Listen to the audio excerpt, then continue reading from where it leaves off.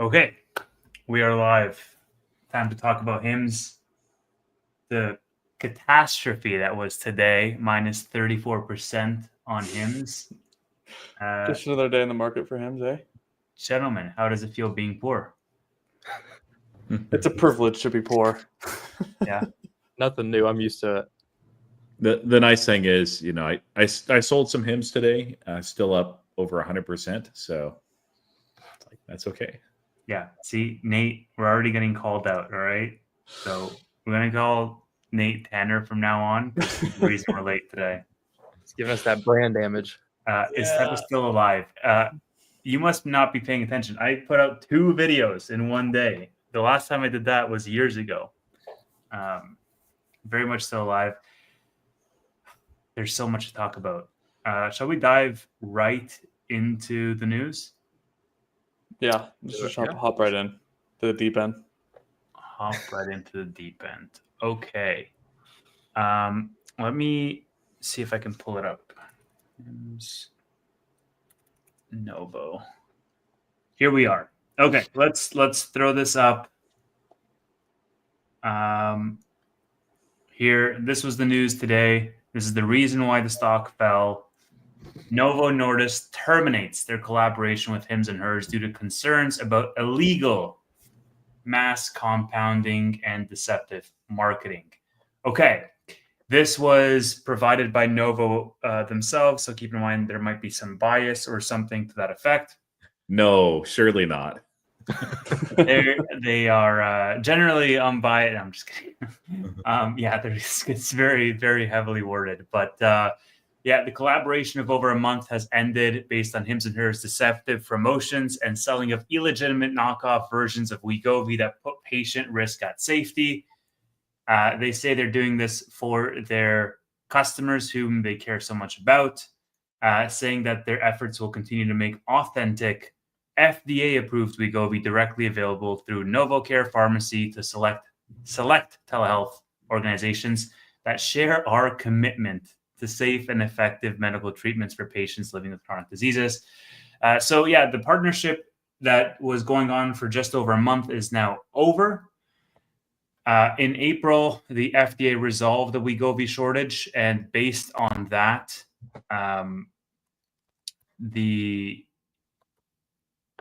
HIMS essentially cannot make these compounded knockoff versions, essentially. When over a month into the collaboration, the company HIMS and HERS has failed to adhere to the law which prohibits the mass sales of compounded drugs under the false guise of personalization, and are disseminating deceptive marketing that put patient safety at risk. They continue, and I think this is a couple of interesting statements here. First of all, their EVP of operations said, "We will continue with telehealth companies to provide direct access to Wegovy, and when companies engage in illegal sham compounding that jeopardizes the health of Americans, we will continue to take action." This guy was also, I think it was this guy who was also on CNBC today. So that might be where they're pulling this quote, but he was basically saying something very similar. In this bottom paragraph, I think is the real meat of this conversation.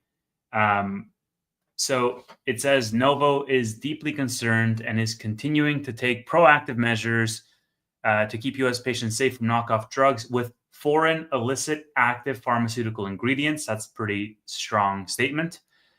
Based on their investigation, the semaglutide, in quotation marks, which I found really funny, active pharmaceutical ingredients that are in knockoff drugs sold by telehealth entities and compounding pharmacies are manufactured by foreign suppliers in China. According to a report from the Brookings Institute, the FDA has never authorized or approved the manufacturing processes used by any of these foreign suppliers to make semaglutide, nor has the FDA ever reviewed or authorized the quality of the semaglutide, again in quotation marks, that they produce.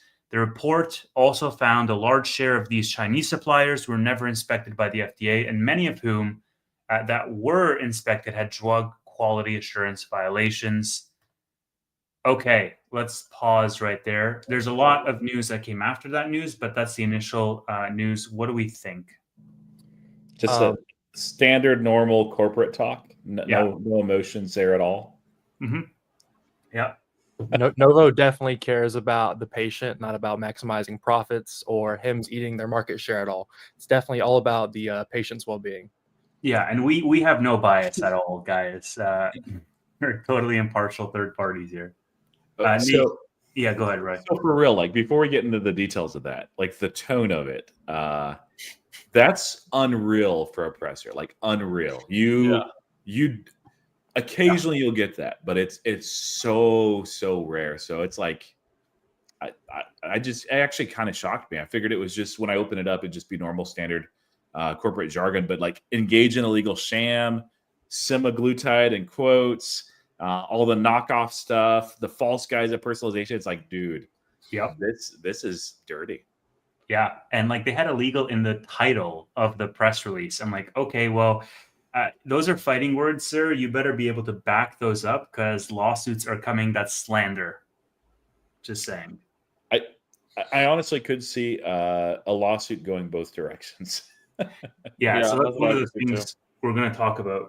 Nate, go ahead. Just initial thoughts, and then we're going to dive a little deeper. I mean, this morning I woke up and just saw it down 25%, and I was like, oh, I wonder what the news is. And then I did not expect it to be this. Mm-hmm. But I do remember a little bit. We talked about, they had a new CEO coming in, and there was, a chance that the partnership would end.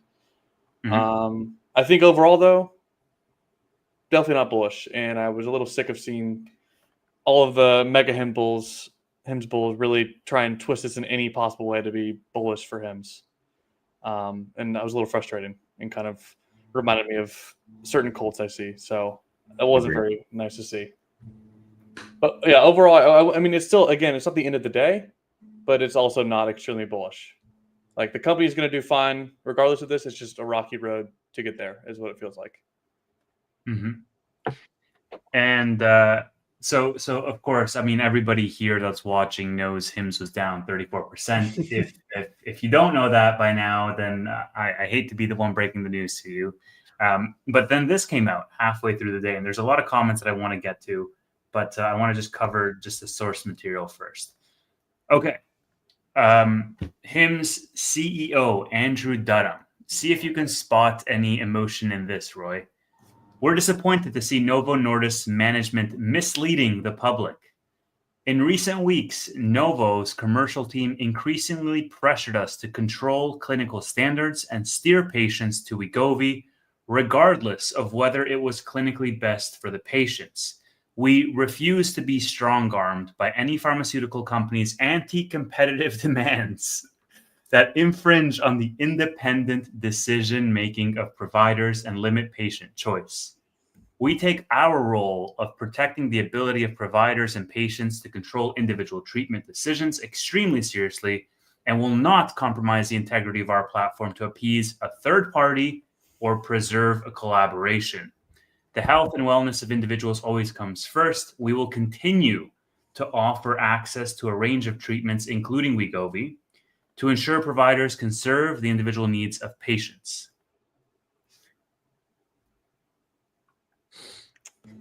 I really, really like that third paragraph. Yeah, well, that third paragraph is like is a very the third paragraph. This one. Yep. Yeah. No, I took notice to this last one because he's like, yeah, we're not going to stop, and after reading the Novo letter and then reading this response, and they're both so emotionally charged. This is like the Elon baby mama drama of the GLP-1 world. I swear. It's just a shit show. The term there, anti-competitive, though, like that was for me the key word. That was very interesting because that's an argument that the CEO has made in the past against big pharma and for compounding and for 503A exceptions and 503B, frankly, at the time when it was still in the shortage list. And I don't know, like the arguments have been overstated, I think, on both sides, but Novo has like more, it seems like it was written by our current president, to be honest. Which is not a compliment. So Thank you for your attention on this matter. Okay, so wow, there's so many great comments here, and I feel like I'm going to scroll up and eventually get to them. But so initially, just I summarized a lot of my initial thoughts in a tweet, and so basically, there's a couple of main things. First of all, is you can kiss any partnerships goodbye. I think this pretty much ties a bow on a future Novo partnership being off the table, or a future Eli Lilly partnership being off the table. Basically, there's no big pharma company that is going to want to touch HIMS with a 100-foot pole at this point in time, with these allegations wafting in the air. First of all. Secondly, I think HIMS needs to tackle head on and address some of the allegations, the China ones specifically, shed some more light there. I think there needs to be some third parties or government bodies, like some other parties need to investigate these claims, because they're too impactful in either direction to not be further investigated. So like using words like illegal, deceptive practices, all of that, like that's grounds for a lawsuit on either direction, right? Because like Novo could have found this out and they could have just straight up sued HIMS in addition to breaking that partnership. But I don't think that that's necessarily in anybody's best interest. I do think that a lawsuit is likely. Either Novo is going to sue HIMS on the evidence that they already have, if they think it's strong enough to say, hey, basically stop compounding and stop competing, or HIMS is going to sue Novo based on the reputational brand damage that they're causing, probably using that anti-competitive language.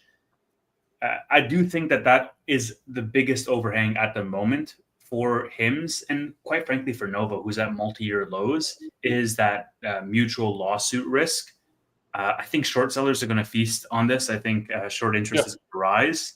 Yeah. But more importantly, and quite possibly the most importantly of like the summary bullet points I made, was we must find out once and for all whether this personalization workaround is in fact allowed or not, because right now it's like a nuanced gray area.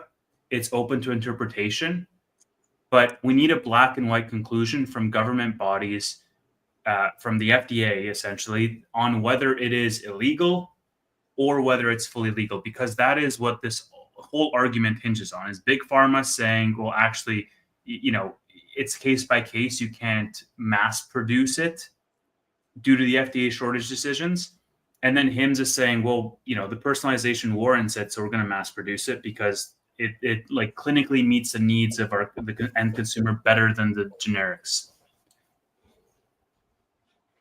I totally agree. I think there's a lot to unpack there. I feel like people are all pretty upset that Andrew didn't respond quicker, and I feel like it's because that was like version 34 of his post that the lawyers had to come over and make sure that every word was tightly bundled. And so if there is a future lawsuit, they don't have anything to work back against them.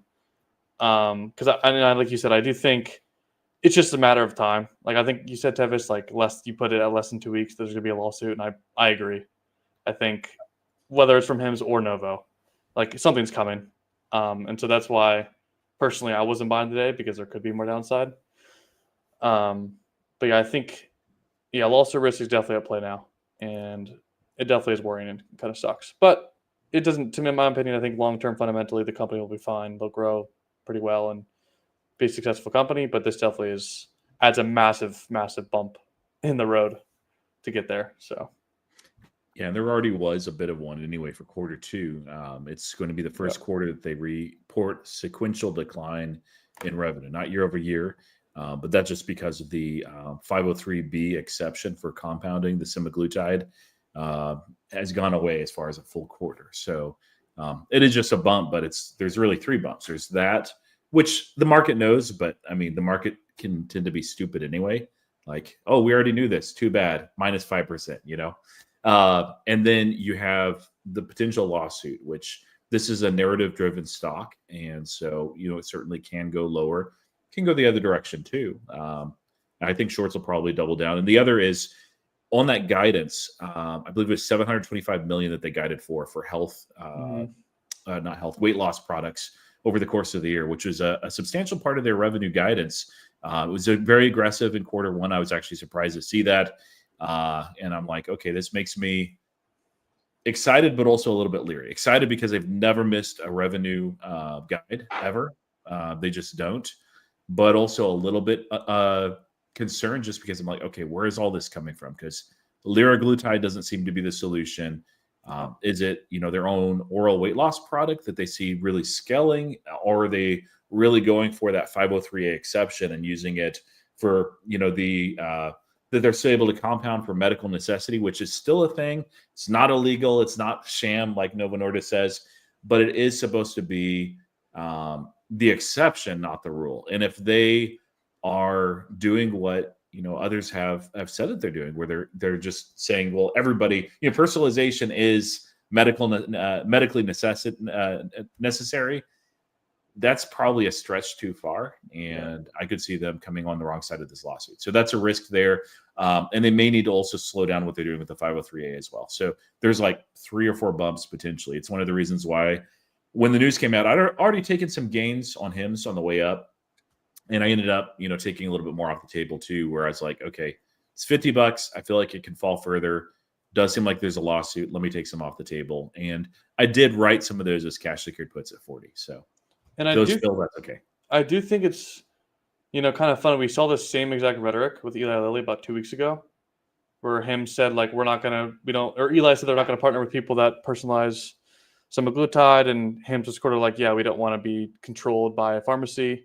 And so I was kind of interesting at the time, that the fact they were partnered with Novo then.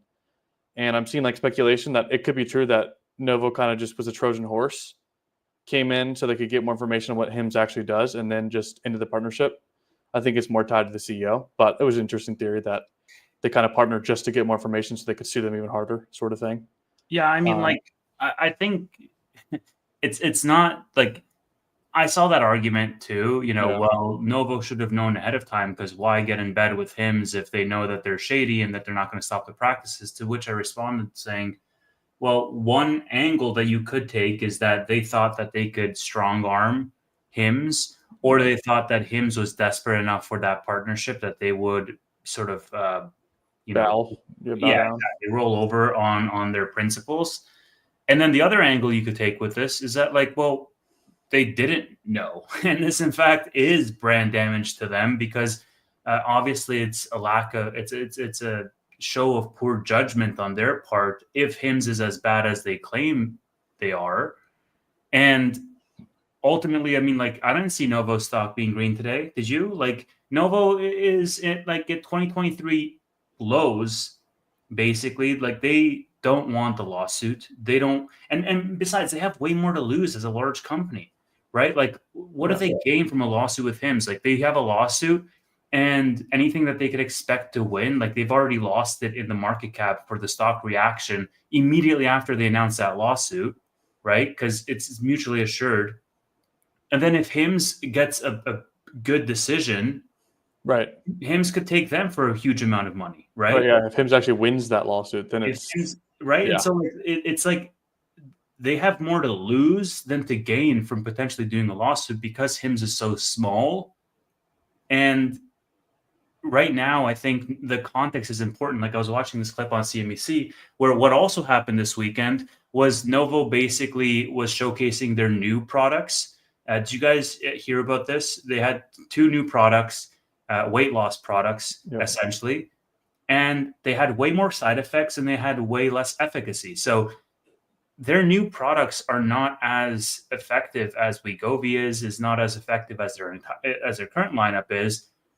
And so you have this company that, in my opinion, and again, this is biased because I own HIMS and I don't own Novo, but in my opinion, what I see is I see this company that's at 2-year lows. I see them trying new product lines that are not necessarily working out. And I see them being disrupted by smaller players who are essentially compounding all around them, and their flagship product offering is at risk, right? And so they're going to be lashing out in every direction that they possibly can to try to stop that bleeding and keep some of their, monopoly. And so when Andrew says it's anti-competitive, like, I'm not really calling bullshit on that, because, just looking outside in, it kind of seems that a lot of these things are happening around the same time. Like, I don't know if it was a coincidence that this happened the same weekend that like they had to showcase the results. The same weekend, mind you, that Lilly showcased results, and they were having very promising results for their new product offerings. And so I can imagine that Novo has a huge pressure on that side too from Lilly as a big pharma competitor. Yeah, what I think is happening right now is the market's just pricing in those litigation risks again. And maybe I'll disagree that, the stock hasn't priced in the possibility of lawsuits yet, but I think so. What's unfortunate, in my opinion, and I believe we discussed this in a previous HIMS Weekly, is I was very happy with the Novo Nordisk partnership because it paved the way in the future with HIMS partnering with Big Pharma instead of battling against them. So now it seems like we're right back to where we started. HIMS versus Big Pharma all over again. Not going to be surprised if we see a lawsuit. Like you said, it could be as soon as 2 weeks, like you did the over-under on, Tevis. I'm not sure. But like Nate said earlier, there's no way to spin this, in my opinion, that's bullish for HIMS. Now, it is just short-term headwinds, in my opinion. Lawsuits are no fun. It's going to be a drag on the stock. Long-term thesis is still intact. But I'm curious on how these, or if these lawsuits come, how that goes. Yeah, I don't think it's fully priced in, but I could be wrong. And there's a possibility too that they don't end up suing. I think that's unlikely at this point, just because of the breakup, and it was a messy breakup. It's it's not just like if it's very clinical. Yeah, or a be publicly okay, battle. Yeah, not a great breakup at all. yeah, and just like the way that they were stooping, especially Novo Nordisk, like they should honestly be above that. I'm really wondering if so the CEO is still there. He's fired, but he's still there for continuity. I think he's just a figurehead at this point. I think the board definitely didn't like the partnership, didn't like the compounding. It's really weird to me that they wouldn't have done more due diligence on the front end, because this is like a quick breakup. Yeah, they kept Roe, they kept LifeMed, and Noom. several others as well. And they are not compounding. So their issue is with compounding. They've always taken aim at it. And one of the things that I thought was hilarious too was the allegation as far as the risk from China. They're throwing out all the stops. And the silliest thing is, so this is API and bulk ingredients. You can see this is like everybody, not just Novo Nordisk, not HIMS, which does have some facilities that do compound. But you can see 82% comes from India or China. China is really ramping up. Very little in the EU, USA, and other. And so there was a interview from, I think, a year ago from a former HIMS executive that said, hey, we actually get the same, we source the ingredients from the same place as Novo Nordisk. Now, Novo Nordisk said, no, we source it here in the EU. That's probably way too small. This is an SEC filing, the 20F, that somebody that is bearish on the company had shared. And they go through and talk about all United States and in Europe. But the reality is, you can see China right there. And there's 7 facilities they're building or in the process of building. They do mention diabetes. These are, as far as I can tell, are and will be larger than what's there in Denmark. And so it's very likely the pot calling the kettle black. Yeah. So this was silly and ridiculous. Just them saying, "Oh, dangerous from China," and everything. It's come on. 80% of the people are getting their APIs and bulk ingredients from India and China. Now, I prefer it wouldn't be quite that much, but that's a topic for a different time. And the other thing that I thought was hilarious was that they, insinuated, correctly so, by the way, that the FDA didn't, approve the compounding. I can't remember the exact wording on that, but the shortage list itself allows for it. The FDA allows for it, but they don't actually, give their stamp of approval saying this is FDA certified. Certified is the word I'm looking for. They never do in any compounding type environment, whether it's 503A or 503B shortage list type exceptions. So they're basically insinuating something that it's well, yeah, it's technically true, but it's also, I don't know. It's like saying that all these AI products that are out there that are not Microsoft or not Microsoft certified. It's like, yeah, they're not Microsoft. Like, what are you talking about? Yeah. Yeah, I mean, I don't think the arguments are going to be holding. Like again, if the FDA came out and said, okay, what HIMS is doing is absolutely not allowed, then they just stop doing it, right? But like, I don't think that is going to happen. Like, we need a definitive answer around whether they can personalize in bulk en masse or whether they can't. Regardless of the Novo arguments that they had in the press release, I think that the reputational risk is already done. Like the market bought it. The fact that it's down 34% means the market bought it. Yeah. Right. And like, I think to Elijah's earlier point, right? Like the reason why I like the partnership with Novo is because it sort of closed off a potential risk factor, a bear case for HIMS that has now resurfaced. And the reason why is because we all four acknowledge that there might be some litigation risk, but none of us can determine if there in fact will be, or if it's just like a high possibility.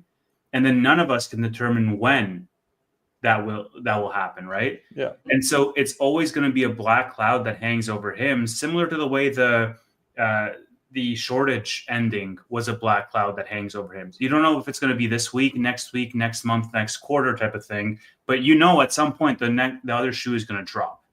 And so when the shortage ended and when Novo had that partnership, I was like, wow, the bear cases are gone for this company because you don't have any, like, you're not waiting in anticipation of any other like major bad news happening. But now with this, I mean, I remember that Manuel sold HIMS because he was worried that Novo was going to sue them. Yep. And 1 week later, because Novo released that letter to compounders basically, and 1 week later, Novo partnered with them. And so like, I've been thinking about, Manuel's reasoning of why he sold HIMS. And I'm like, well, we're right back at that situation, right? We're right before the partnership happened.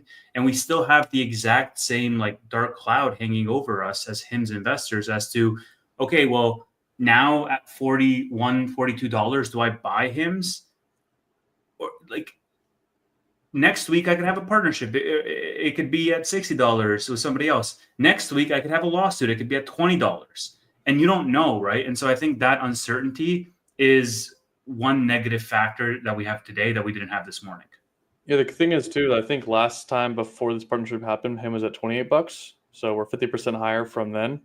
And the only thing that's changed at this point now is just another quarterly earnings. Because I feel like a lot of the ride up was because of that partnership. And I think the international expansion was part of it too. True. Yeah, that's true. That was a little bit of it. Yeah. And very aggressive guidance, which, it's pretty exciting. I think the thing to keep in mind too, if somebody's kind of newer to HIMS and they're like, oh man, from the sound of this, if this is your first time like hearing about the company, be like, it's all weight loss drugs. No. Now that is a good chunk of the revenue growth over the last year or so, just because they were able to do that at scale, very high margin, not quite as high margin as their normal products. So you will see sequential decline in quarter two. They've already guided for that. The question is basically does the rest of the year look like? This is why, like, when we enter this next earnings season, I don't think HIMS earnings is going to be the best. I think it'll be solid or good. But out of all the companies I follow, it's the one that I'm most interested in, just because that's going to be the tell as far as their guidance and their actual revenue and how those additional weight loss products, including the oral, is coming.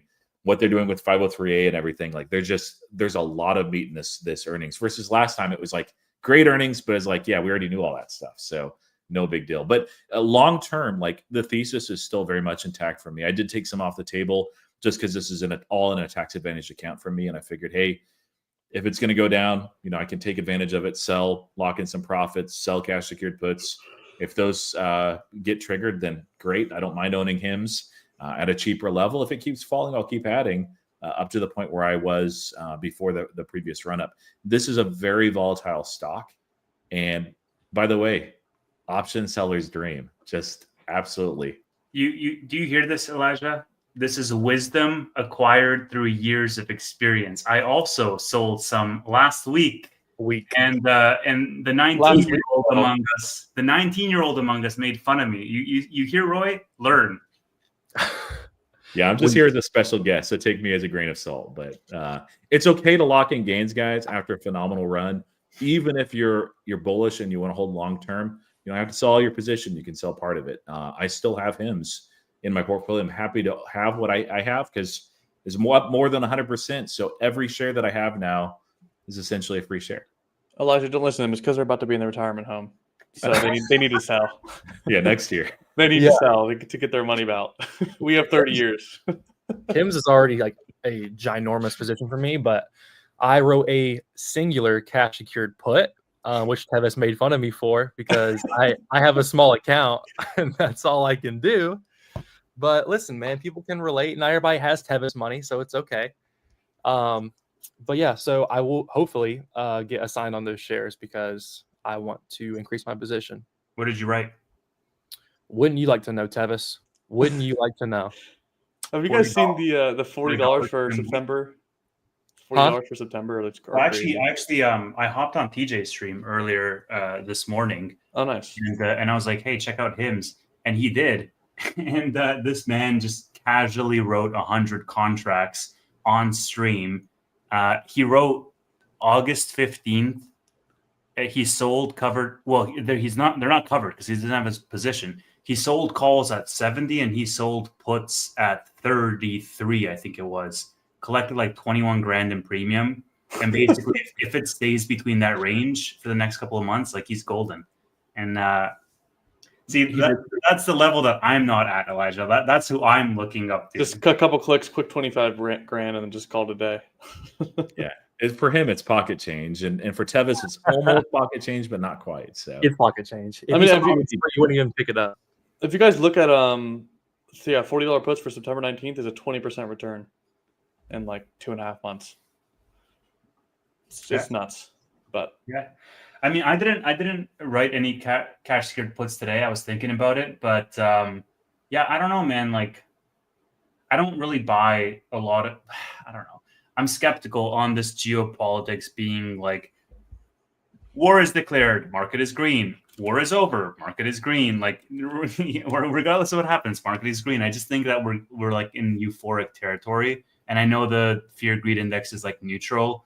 I don't know. It feels very, very bullish right now. Yeah, overall the whole market feels to be running. Like ASTS is up every day. Circle is up, is like a $70 billion company. Like, what are we doing? What is it, 2021? For real, guys, if you're investing in Circle, if you're bullish on stablecoin, that's fine. I am not investing in that one, but I'm bullish on stablecoin. I've been talking about your stablecoin since like last August. And all that's come true and even more so than I expected. But Coinbase gets like 70% of their revenue. Just invest in Coinbase if you like Circle. Not financial advice, but like look into it. Seriously. Yeah. But yeah, it's very bullish. Like that's the thing too, is HIMS is a small float company. It can change on a dime. I mean, we see the after hours, it's moved up like 4%. That's like nothing for HIMS. So I wouldn't expect it to get back to like the mid 60s, in the next week or two, but it could. It's HIMS. Could also go down to like $30. It's HIMS. It's volatile. Which would shock you guys more? If it goes down to, let's say, $30 a share or 60, anything in the 60s. I think anything in the 60s would shock me. What time frame? Just what is going to happen next? 60s for HIMS or 30s for HIMS? Or 30 and below for HIMS? So see, like 30 and below. Normally I'd say 30s, like between 30 and 40. I don't think it's going to go below 30. I would say between 30 and 40 normally, but with this market, I would probably, like, if I had to bet, I would say it's more likely to go to 60 than 30s because the market's just going to drag it up. Yep, which is crazy. I think so too. I think we have lower to go. It's just a guess. I'm terrible at like timing the bottom, so I usually don't try. But I would guess, we probably are somewhere in the 30s, and then it inverts and goes up with the market. And it could just, who knows? Like in 3 days, we could be looking at an all-time high for HIMS, which is stupid. It shouldn't happen, but I mean, it's a bull market in a small float stock, high short interest. So the other question I have for you guys is, how high do you think short interest goes off of this? 36%, 37%. Yeah. I'll even go as high as 40. That sounds insane, but yeah. 40 would be insane. 40 would be It's crazy, yeah. No, none of unfathomable. this are in this stock. We have some first-time viewers on this for a short squeeze, but it's happened before with HIMS. It can happen again. Shorting is not like good for the stock or price action, but it adds to a lot of the fun if you like volatility. If you don't, this is not the stock for you. It's a battleground stock. I rarely have seen a stock and a company like this divided with, like you were saying, Nate. There's some bulls out on HIMS that I just think are like far out there. They're just like have bought that this is going to be the best and biggest company in the world. Not quite, but they're almost at that point. And then there's bears that are like every single piece of good news that comes out for HIMS is always bad and negative or a lie. And it's like, what in the world? And it's very evenly divided between passionate bulls and passionate bears that are extreme. So I remember, seeing the passionate bulls say like, "Oh, well, Novo ended this partnership because they saw him just eating their lunch or whatever." It's like, guys, what are we talking about? Their revenue is like what Novo Nordisk makes in a month. Like, what are we talking about? There's no eating any lunch. The partnership is mutually beneficial and probably more beneficial for HIMS, if anything. So, it was a little delusional, the takes I saw. Yeah. I mean, you're going to get that, though. Like, that level of delusion is directly proportionate with how much of a cult stock your stock is in. Like, that's how you know. Like, you have increasingly delusional takes. You're going to have it for, like, HIMS is not overvalued. I'm trying to find this post. There was somebody who posted, like, the GAN lines in a technical analysis, and they were, like, perfect. Like, maybe it was Cantonese Cat or Great Matsby. I'll find it. But it was just insane because, like, how well it fit. I love the accounts that said they called this. Those are my favorite accounts. I called this stock going to the 40s. I told you guys, it's like, okay, you're a genius. Yep, you knew this was not going to happen. Fall 35% a day. That's one of the beautiful things about HIMS is like you can call like some really high price target or really low, and you're probably going to be right. In fact, you can do the both. You could be like, I'm calling HIMS at 30 and HIMS at 75 this year, and you're probably right. I mean, that's what a strangle is. Do you guys think a 35% drawdown in the stock is warranted for this news? Yes. I think 50% is warranted. Well, I think we'll see another 15. I think we'll see another 15% over time. Like over the next couple weeks. Maybe. I wouldn't quite say 50% there, Nate. I like fair value for myself is still, $50. So, but in a volatile stock, like I'm not too flustered when it goes higher than that or lower than that. I don't make decisions based on that. But yeah, my initial reaction was because I didn't see the presser. It was, I don't know, it wasn't out there. I'm like, okay, this might just be a shift in CEO strategy. If so, this is like really nothing because you guys hit the nail on the head. I think Nate or Elijah, one of you guys, maybe both of you guys said it, that the exciting thing about the partnership was not the revenue. It just wasn't. It's going to be low revenue, low margins, but it was taking lawsuit risk, which was the biggest credible bear case off the table. Yep. And now that it's back here, like it's a credible bear case and bear argument. There's short-term bearish stuff for HIMS, but long-term, there's a lot of good stuff too. So I'm at this place where I'm like, okay, I'm not selling my remaining HIMS shares. I'm looking to add more as we go down, and I think that we probably will. And if we don't, that's okay. And like the thing to keep in mind is like, oh, well, it's 35% warranted for this drop. Well, it's like, well, you increased 25% or more as a result of this partnership news in the first place. So way more for because of it. It's pretty proportionate, I would say. Yeah. I'm sort of the same boat as Roy, where I didn't sell, didn't buy, kind of just waiting for the dust to settle. I think it's like the magic rule of like wait 3 days or something like that after something drops a bunch. So I'm just waiting for the dust to settle to see what shakes out because I feel like by this Friday we could have something new. So this is where I'm like I'm in the same boat, and that's why I didn't write cash secured puts today. But at the same time, now like that the market closed, I'm thinking like, oh man, a lot of that IV was going to be way higher today than it's going to be over the next couple of days. So I'm like, I should have probably just put in its little teaser position today and then seen where we gone from here. Yeah, actually, I used that IV today to roll a little bit of my cash secure puts out just another month. They were for August, but I rolled them to September. Just What's to the the IV. I think it's I'll double check. I think 55, 50. Yeah, the 3-day rule, if anyone's wondering, it's not a hard rule. It's a rule used by institutions, larger traders and investors usually, that after a massive drop, they wait 3 total days, including the day of the drop. And if the price action looks like it's stabilizing, it may be worth an entry. Now, there are times when I listen to it, and this is kind of one of those times. I did sell cash secured puts, so full disclosure. But a lot of times, or sometimes, you're following a stock closely enough, and you realize, okay, some headline news came out, and it's just a nothing burger, or it's some macro thing, and you're like, this is not a big deal.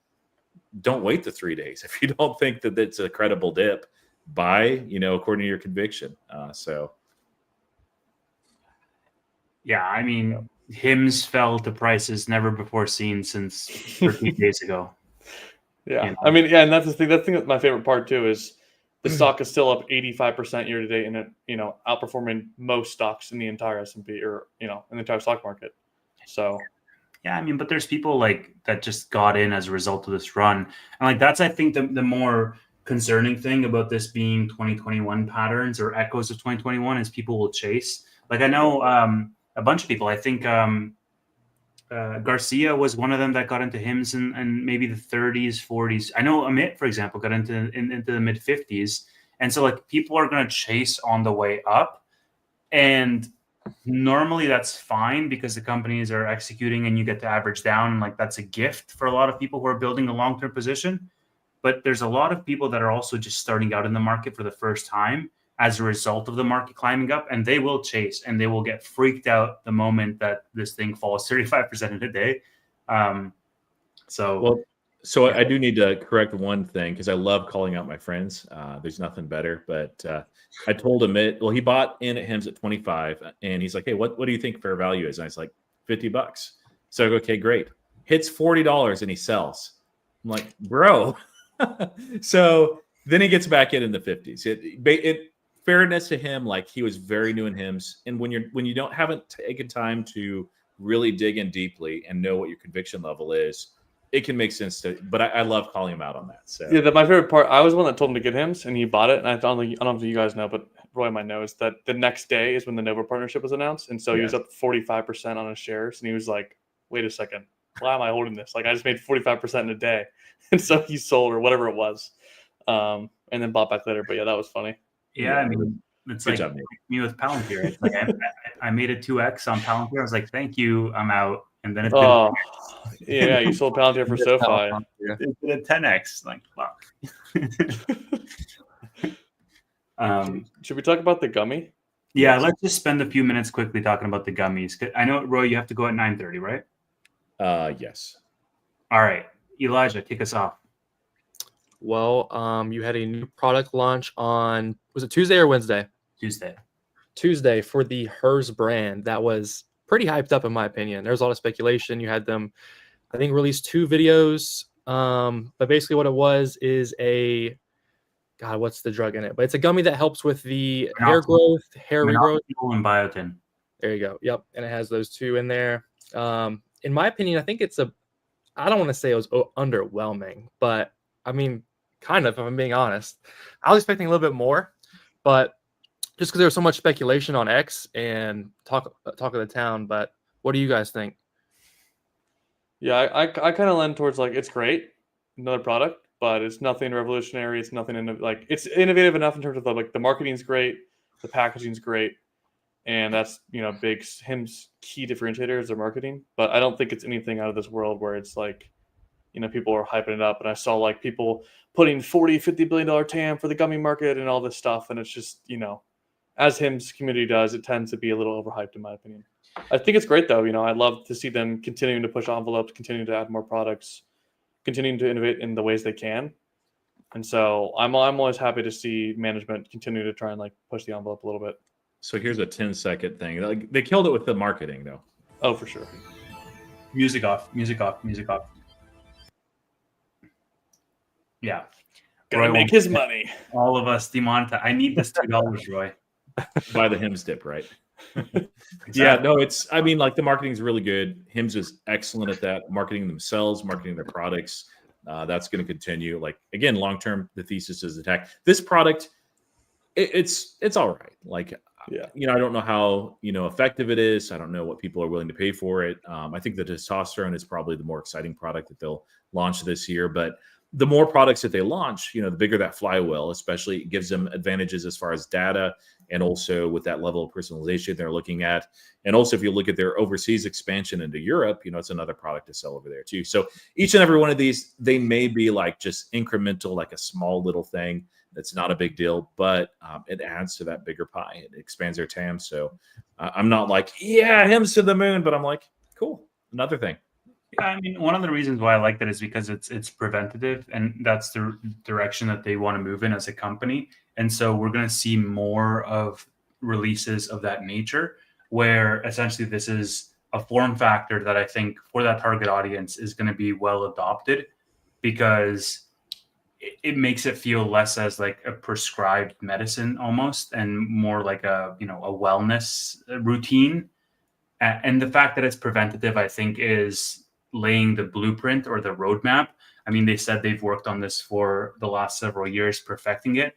And I don't necessarily think they've worked on just this for years. I think like they've worked on the process that they've got 100%. with for years. And now that they have it, they can crank out more preventative care prescriptions or combinations in these same unique form factors. Yep. No, I totally agree with you. I think that's because when I initially read that, it was like, we've been working on this for 2 or 3 years, and I was just like, prescription gummies. But the more I thought about it, the more it is the operations behind that prescription gummy, the form factor, being able to add more drugs, and just continuing to personalize and kind of spin out their product.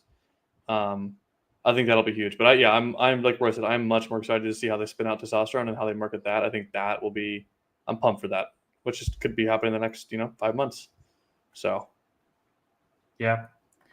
So where do we think HIMS closes off the week? Fun game. The Price is Right. Who's closest? Elijah, we'll start with you. Exact dollar amount? Sure, dude. I'll go 40. 40. Okay. I was going to say 49.73. Okay. 41. That's so specific. 41, Roy? Yeah. I'll go 46. Okay, I'm in a good spot. So if we pump this week, I win. Did you say 49, Nate? Yeah, 49.73. A little below 50 to it's not, they're not going to let them close those 50 cc's, but basically 50. Yeah, but it's not 50 exactly. All right, we have some guesses in the chat. 53, 35, 36, 69. All right, guys. There is no consensus, and that is that's emblematic of this particular name. 35 to 49 I hope bucks. it goes lower. I mean, I do. Yeah, if this thing does go below 40, I will probably be a buyer again, even though I am overweight HIMS. I feel like If it goes below 40, you said? probably. Yeah, probably. That's interesting. Yeah, for me, I'm already overweight HIMS, so I'm not looking to buy yet. But if it continues to push another 15, 20% lower, like I probably won't want to pass it up. I mean, Yeah, I'm not buying. Yeah, go ahead, Ray. I sold the cash secured puts at 40, and I'm happy if they fill, and I'm happy to keep the premium. If I keep the premium, I'll just keep selling it just for weekly. So, but that's not adding my entire position back. I'll add as we go down, and I'll sell as we go up. I've just learned that. But I have a core position that I'm not selling. I'm not trading. I'm very careful with covered calls on because I want that long term. Yeah, I think this is something that I probably will not add in my long-term portfolio if we go back to the 40s, just because I already have a large position. I probably will buy all of those leaps that I sold or right back and way cheaper in the long-term portfolio, because that's a tax haven account. But what I will do, if we stay even at this range, is I'm going to pick it back up in the Wheeling portfolio, because right now the Wheeling portfolio only has two names. It has Tesla and it has SoFi, and it has a shit ton of cash just waiting in cash for a dip. So if you remember in my Wheeling portfolio, I bought up the HIMS dip all the way down into the low 30s. And then I sold, I got all my shares called away at like 46 or 47.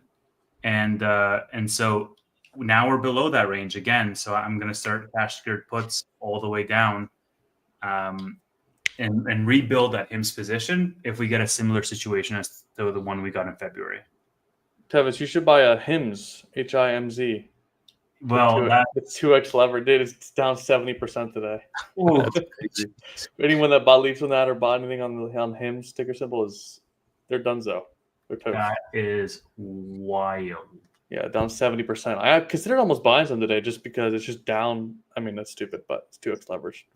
Yeah, well, because it's 2x leverage, And more can happen. Let me throw up my screen. Because it's 2x leverage, like HIMS can be, so HIMS can be down to levels never before seen since, whatever May, but this thing is going to be down more than that because the leverage just brings it down. It's crazy, man. Like it's at levels in since April. Wow. Yeah. I mean, that drop is just that's the issue with leverage. And I there are times and plays where I do leverage, but know what you're doing, know the risk. Yeah. A lot of times when it's going up, you're just like, hey, there's only upside. This will never fall. And then a day like this hits, and you're crushed. You've lost more than half of your portfolio. Same with options, with leaps. Know what you're doing, know what your comfort zone is. I've never used options other than selling options on HIMS, just because I'm like, the stock itself is volatile enough, and I can just hold those common shares as long as I want, as low as it goes or as high as it goes. It doesn't matter. Versus some positions that are more stable, that are just ridiculously undervalued. And there's a price where I'll start to look at those for HIMS, but we're not anywhere close there. I'll look at some leaps, give myself pretty conservative strikes, make it as long-term as I can. So at least a year and a half to 2 years out. But you guys, especially if you're young, you don't have to hit a home run every single time. You don't have to get like a 10x every single play. And if you go chasing that in a bull market environment, Elijah, you're doing well, brother, but you got to be careful. That wasn't easy. Yeah, but no, like for real, it's okay to just get the easy double or triple, or go up 50% in a year. Like that's okay. It's actually phenomenal. So and don't feel like you need to compete with whoever you see on X, probably some stranger that may even be lying about their gains, and you're like, oh man, they had a 100x this year, I got to catch up. You don't need to. If you have time on your side, risk what you're comfortable risking.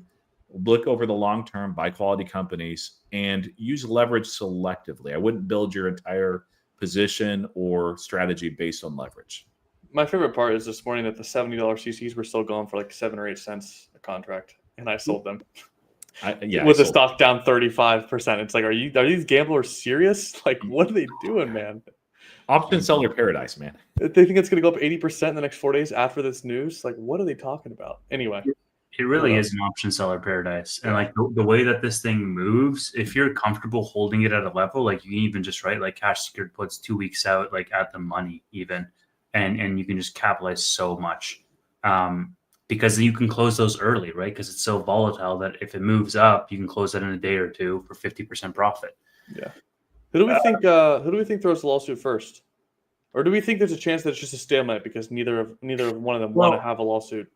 Look, let me put on my tinfoil hat for a second. I found this kind of interesting, right? Because we are seeing this pattern emerge where we have a massive amount of short interest, and this thing is going up and it's continuously bouncing off of that ceiling in the mid 60s. Like it was at 64 when it fell. And then last time in February, it like barely reached the 70s and then it fell again.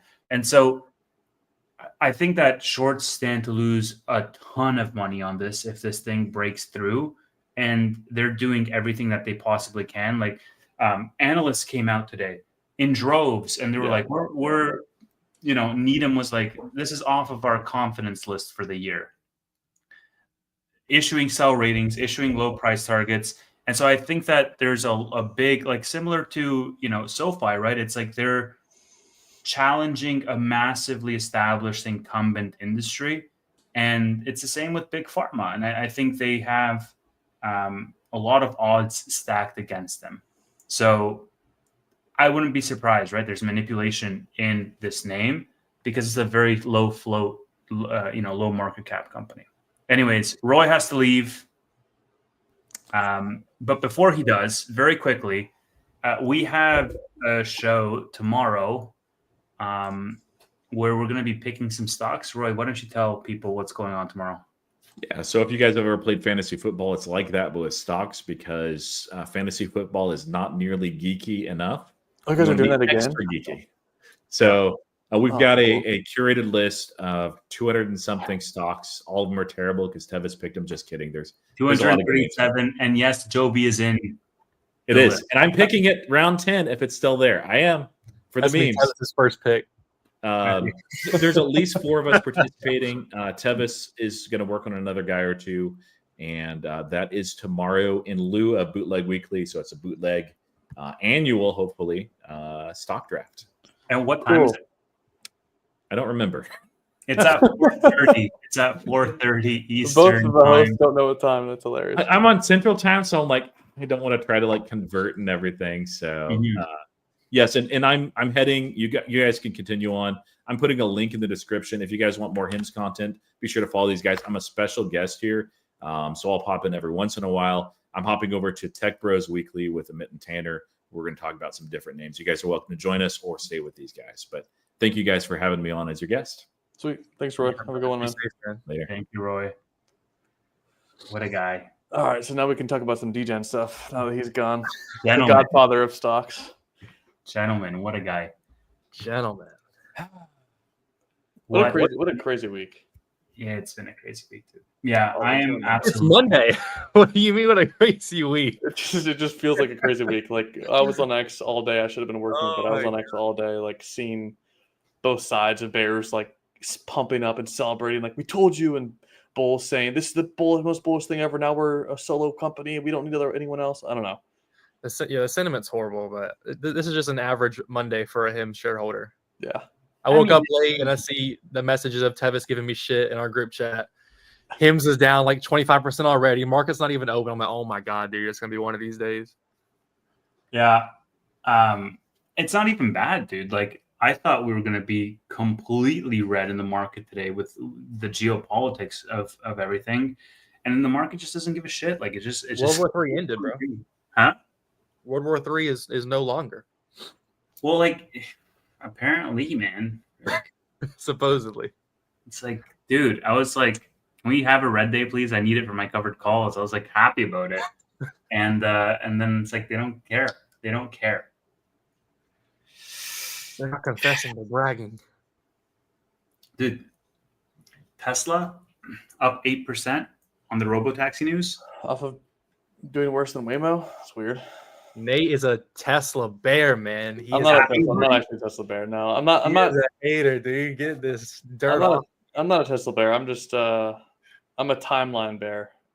Their timelines are always 5 years too late. Not too late, but 5 years late. We finally got the thing that they promised like 10 years ago. Yeah, with the guy sitting in the front seat 10 years ago. Yeah, 10 years ago. And the guy sitting in the front seat and like, what is it, like 20 cars in total doing it in like a small zoned area in Austin. It's not actually FSD at all, actually. It's just a zoned area, just like Waymo. Me and Nate have an agreement. The day he buys Tesla is the day I buy Palantir. But I will never let you buy Palantir. It's so overvalued. I cannot let you do that. It is ungodly overvalued. It's gonna hit that's a good friend, because there's plenty of people who would be like, buy it, bro. It's going to $5 trillion. I mean, it's gonna go to $1 trillion, but in like 15 years, if it was like a legit stock and actually did that slowly. Dude, I will take $1 trillion in 15 years, because in 15 years that'll be like the worst 15-year stretch for that stock ever in terms of a return, like a time-weighted return. Yeah. Because Elijah wouldn't be catching the 10x or the 12x or whatever the fuck it was. No. He'd be catching it at like 140. Right. Do you think Palantir now is going to kind of pan out how Tesla did in its peak? And I think it was 2020, 2021, around the $400 mark, where the valuation is super expensive, and then now it's kind of been flatlining for the past few years. And what do you think? That's how I thought it was going to be at $100. I thought it was good for the next 3 or 4 years at $100, but it's going to bounce between like 80 to 120. for the next 3 years. But no, it just keeps freaking going, and I really don't understand why. Like, yes, it's growing great. Best Rule of 40 in any SaaS company. So it's like it deserves a premium, but not like 100 price of sales or whatever it is. Calls it is. Yeah. Which one, Nate? Palantir. Yeah, I mean, It has the best Rule of 40 of any SaaS. So like it deserves a premium, but not the premium it has at all by any measure. I guess. Doesn't HIMS have a higher Rule of 40? Yeah, but their growth is not good. We both know their Rule of 40 is going to drop down to like 70 because their growth is not going to be 110. Whereas Palantir is just slowly upticking. Whereas HIMS is just bounces around because it's inconsistent growth. So Yeah, I don't know. I need ideas for the stock draft tomorrow, and I think Palantir is going to be taking. you don't want to get Palantir and 1 year return. I would not take that. HIMS now though is actually really good. Like because I think this will be done in a year and this thing will be over $100. Here's the secret that I'll let you guys in that nobody else knows. And I don't think they're going to be watching the stream, so they won't know until tomorrow, but the audience will know.